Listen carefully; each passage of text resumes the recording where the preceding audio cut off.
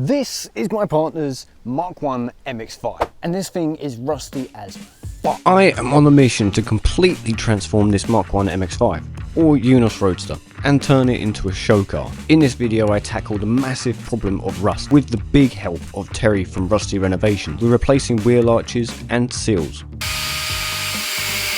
Just look how it comes out. Later down the line this car will be getting some nice wheels, some coilovers, a body kit and paint, and by the end of it we should have a show-worthy MX-5. This is going to be one hell of a journey. I'd highly recommend subscribing now. But before we do any of that, we need to strip out the interior. This will make it a lot easier down the line.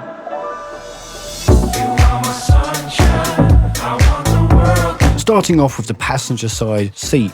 This is because he's working on the passenger side sill and needs it out of the way. We can then work on getting the soft top out. This was just tucked away in the back with the hard top on, so it's just easier if it comes out because then we can pull the carpet out with it. And thankfully it is simply just a few bolts and it's out.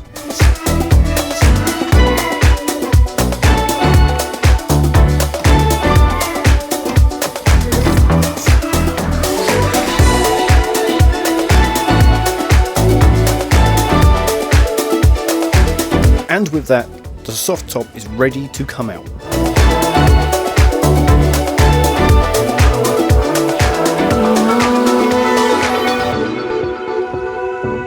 With the soft top out of the way, we can now lift up this piece of carpet here and the bit in the passenger well.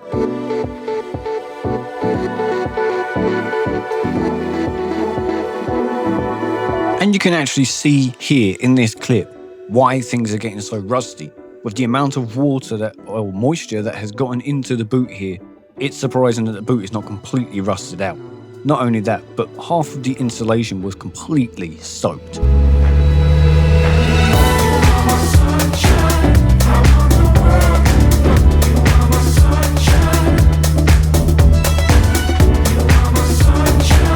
That's enough fooling around. We then took the wing off the front so that he would have more access to this little front bit here on the sill, and just so that he wouldn't have to do it.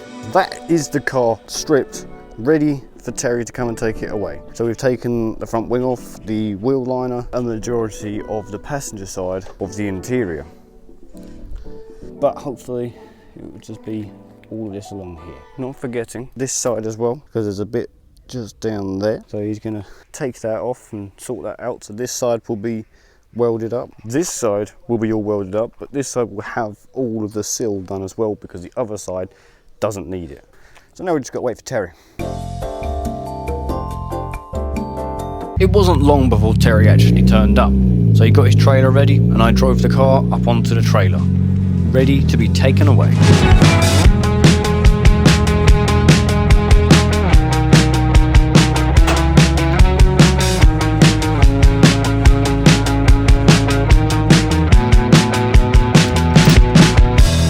A few days later, Terry was kind enough to allow us to come down to the unit and have a look at what horrors were lying underneath.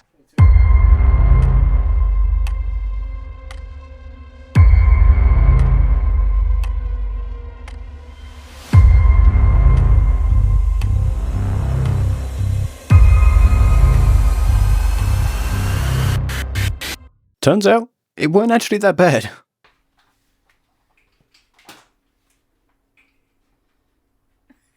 And just when I thought things couldn't get much better, Terry then let me pick up the grinder and cut some of the car up myself, and this was fun.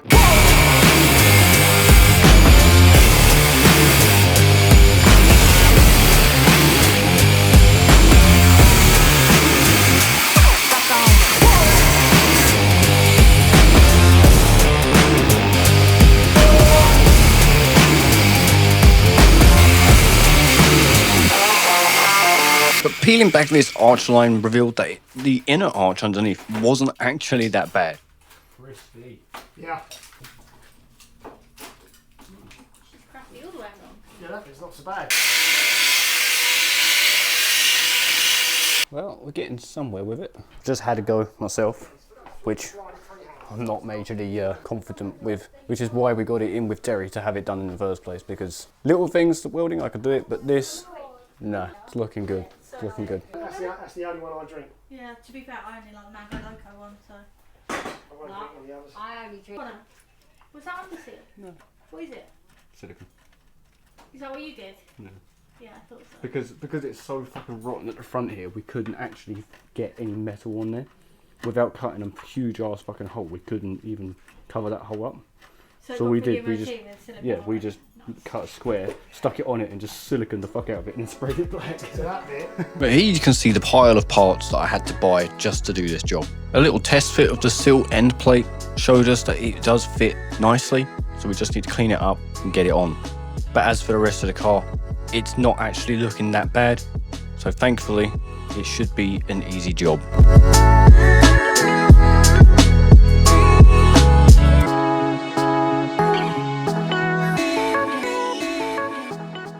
Over the course of the next few days, Terry actually then proceeded to send me on WhatsApp loads of videos of things that he's been up to, including sandblasting, and even cutting some more stuff up with a plasma cutter. Roughly a week later, we went back and had a look at what he had done, and he had done quite a bit. All of the seal had been done, and the arch had been cut out. It was looking really good. So far, it's looking fucking good. It's got the new seal welded on-ish, yeah.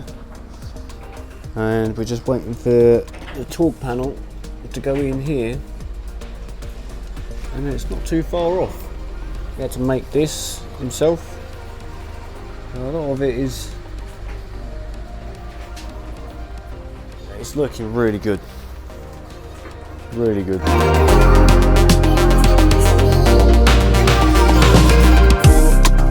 And this side, as you can see, shouldn't be too bad actually.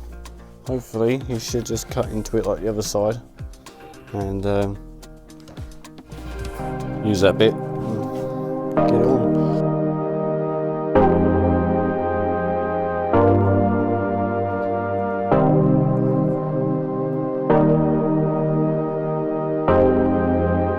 Since the car was up on the ramp, I took this opportunity to have a look underneath the car, and that's when I found these. Now, we had known about these for a little while, however they have now got a lot worse. Luckily, I already have replacements, so that's something we're going to have to do when we get the car back from the rust repair. Now, if you don't know what these are the diff mount stop washers. These basically just aid in holding up the diff support arms, which hold the diff to the car. So they're pretty important. Now we have the car back from the rust repair, and to be honest, it's been an amazing job. You wouldn't even expect it. I mean, the paint doesn't match exactly, but that's not a big issue. I mean, from certain angles, you wouldn't really even notice. It's not the final paint job. The whole car is getting a full respray. But this arch, which was rusty along here, has been all repaired. All of this bit has been replaced, and it's looking great. There's still a few little bits we need to clean up, but that's no biggie whatsoever. On the other side, which is definitely the worst side, again, it is like a brand new car. This whole arch has been replaced and the whole sill has been replaced as well. It is looking amazing. Again, there's still a few little bits we need to do just to touch it up and make it look a bit better, like getting rid of some of this bit of like sealant under here. Just get rid of that, just tidy it up a little bit. And again, it's been painted with the same paint as on the other side, which doesn't match perfectly, which you can just see there, but it's close enough and it looks pretty good. So I am very, very happy with this. And of course the car is not rusty anymore, which is good because it means that we can now crack on with everything fun, i.e. the coilovers, the wheels, the paint job and the body kit. We can now do it all and have the confidence to know that it's not rusty under where we're putting the body kit on, or that the car is just going to fall to bits when we lower it. From a rusty MX-5 to, well, a non-rusty one. Of course it's not perfect, but nothing ever is. The whole point of this really is just to prove the fact that some cars are worth saving, and in my opinion, MX-5s are. They're a classic JDM car, and they're worth preserving.